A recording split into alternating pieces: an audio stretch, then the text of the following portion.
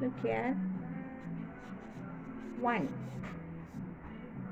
നമ്മൾ ഈ 1 എഴുതുന്നതിന് ഒരു 1 എന്നാണ് കൊടുക്കുന്നത്.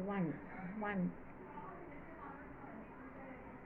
ഏത് സംഖ്യയുടെ കൂടെ 1 കൊണ്ട് ഗുണിച്ചാലും അതേ സംഖ്യ കിട്ടും. മൾട്ടിപ്ലൈ ചെയ്യുമ്പോൾ ഏത് സംഖ്യയുടെ 8 × 1 = 8 അതേ സംഖ്യ തന്നെ കിട്ടും, 8 കിട്ടും.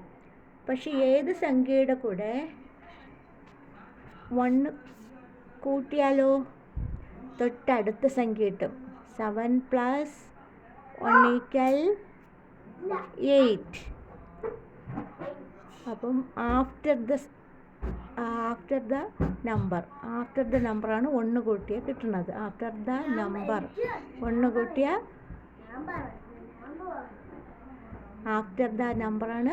കൂട്ടിയാൽ കിട്ടുന്നത്.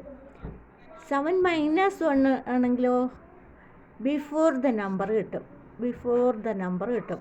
7 - 1 6. ഈസിയാണ് നമുക്ക് കണ്ടുപിടിക്കാൻ. ഏത് സംഖ്യയുടെ കൂടെ 1 കൂടെ കൂട്ടിയാലും നെക്സ്റ്റ് സംഖ്യ കിട്ടും, തൊട്ടടുത്ത സംഖ്യ കിട്ടും. ഏത് സംഖ്യയുടെ കൂടെ 1 കുറച്ചാലോ തൊട്ട് ബിഫോറുള്ള സംഖ്യ കിട്ടും, ബാക്കിലുള്ള സംഖ്യ കിട്ടും. 6 - 1 ആണെങ്കിലോ 5 കിട്ടും. 6 + 2 ആണെങ്കിലോ 6 + 1 ആണെങ്കിലോ തൊട്ടടുത്ത സംഖ്യ കിട്ടും, 7 കിട്ടും. 6 + 2 ആണെങ്കിലോ 6 + 1 + 1. അപ്പോൾ എത്ര കിട്ടും?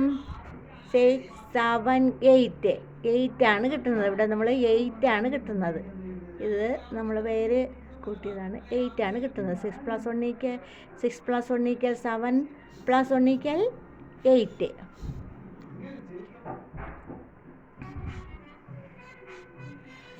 അടുത്ത 10 + 1 ആണെങ്കിലോ 10 + 1 11. 10 - 1 9. ഇങ്ങനെയാണ് നമ്മൾ കണക്ക് കൂട്ടേണ്ടത്. അപ്പോൾ ഏത് സംഖ്യയുടെ കൂടെയും ഏത് സംഖ്യ കൂട്ടിയാലും തൊട്ടടുത്ത സംഖ്യ കിട്ടും. ഏത് സംഖ്യയുടെയും 1 കുറച്ചാലോ ബിഫോറുള്ള സംഖ്യ കിട്ടും, പുറകെയുള്ള സംഖ്യ കിട്ടും. പക്ഷേ ഏത് സംഖ്യയുടെ കൂടെയും 1 മൾട്ടിപ്ലൈ ചെയ്താൽ അതേ സംഖ്യ മാത്രമേ കിട്ടുള്ളൂ. മനസ്സിലായോ? ഇനി അടുത്ത മാത്സുമായി ടീച്ചർ അടുത്ത ക്ലാസ്സിൽ കാണാം.